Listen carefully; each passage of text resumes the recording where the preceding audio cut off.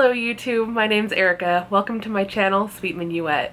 I've been procrastinating starting a YouTube channel all summer, and with BookTube-A-Thon starting tomorrow, I thought what better way to both get out of the reading rut I've been in the past few months than to get started on a great book challenge and get to know more of the community. So without further ado, here is my TBR for the next week. The first challenge is to read a book with blue on the cover, which is not an incredibly difficult challenge, but the book I chose to read is An Age of License by Lucy Knisley.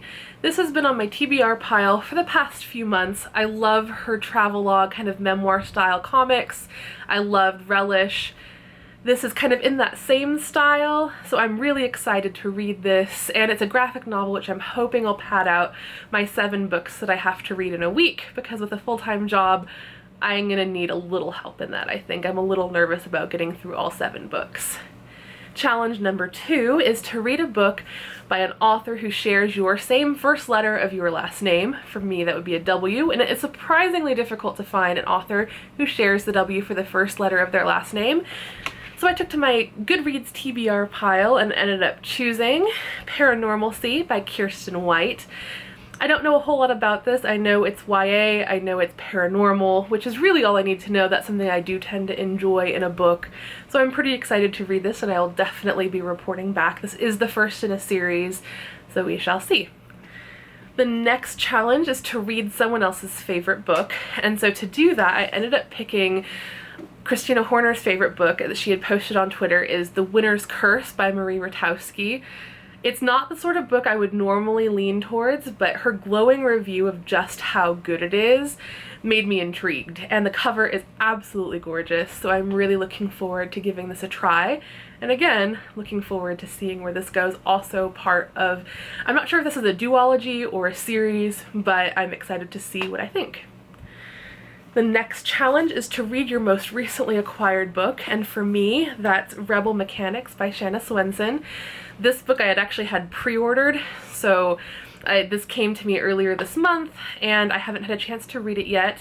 It's her newest series. It's a steampunk style series that has elements of a revolution, it has elements of magic, and just the whole steam-powered idea that is seen throughout steampunk. I absolutely adored both her Fairy series and her Magic Inc. series, so I'm really excited to see what I think of this one, just because it is such a different sort of book from what her previous books have been, so we'll see how that goes. Next up is to read a book without letting go, and I had debated whether or not to really challenge myself with this particular challenge and read a longer book, but in the end I ended up picking up Lumberjanes by Noelle Stevenson, etc. There's quite a few people who have had their hand in making this book.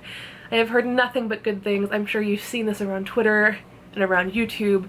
It's a summer camp story with kind of a paranormal supernatural twist. That's kind of all I know going in, other than the fact that I love the art. It's super cute, and I'm excited to read this, and excited again to pad out with something that's hopefully a little shorter that'll help me accomplish those 7 books in 7 days. Next up is to read a book that you really want to read, and for me I ended up choosing Royal Wedding by Meg Cabot. I grew up in junior high and high school really loving the Princess Diaries series, and so when I saw that she was kind of coming back and approaching that series from an adult perspective, in this case her wedding, I decided that I was really excited to check it out and give it a try, so we're gonna see. I'm excited. I haven't read any of these books for such a long time, and so I'm really excited to see how I feel about that now as an adult after, you know, years of not reading it. If I like this, I actually might go back and do a full reread, because it's been a really long time since I've read anything from that series. And to round out my 7, I'm picking another shorter book that's kind of a middle grade. This is Jane Jones' Worst Vampire Ever by Cassie St. Onge. I don't know a lot about this. I know it's middle grade, I know it's vampires, it has a fun pink cover, and it's short with like the larger type and not too long, so I'm hoping this will be a good pad for the 7 books. It just sounds cute, so we'll see what we think. So I'd love to know down in the comments, what do you think about any of these books? Have you read any of them? Do you love them? Are they on your TBR pile yourself? What are you reading right now? Are you going to participate in the 7 challenges for the coming BookTube-A-Thon week. I'd love to see any videos that you post or anything that you're doing to kind of get into BookTube-A-Thon. So I'm excited. I'm hoping to make some videos this week to go along with some of the video challenges, but we'll see. I'm not quite sure how this week is going to play out yet.